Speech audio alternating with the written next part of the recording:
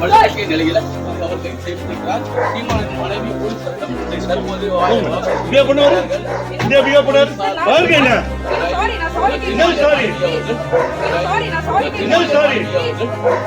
மன்னிப்பு கேட்கக்கூடிய பார்க்க முடிகிறது. மறுமணி காவல் ஆய்வு போது அவர் தடுத்து நிறுத்தினால காவல்துறையுடைய சமாளி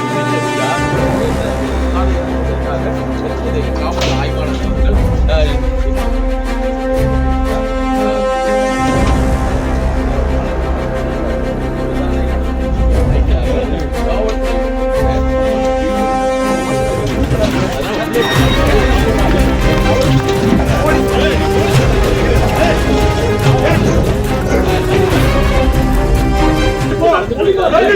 இந்த சம்பவத்தில் காவலாளியை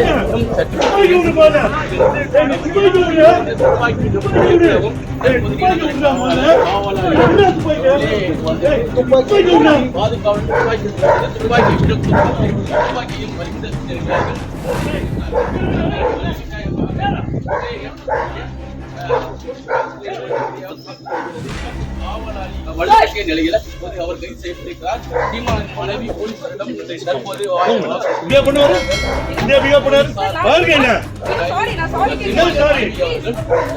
மன்னிப்பு கேட்கக்கூடிய பார்க்க முடிகிறது.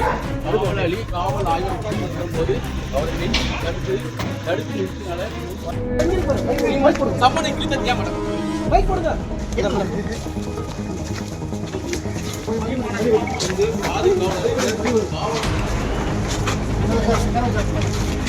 போலீசாரை தாக்கிய சீமான் வீட்டு காவலாளி.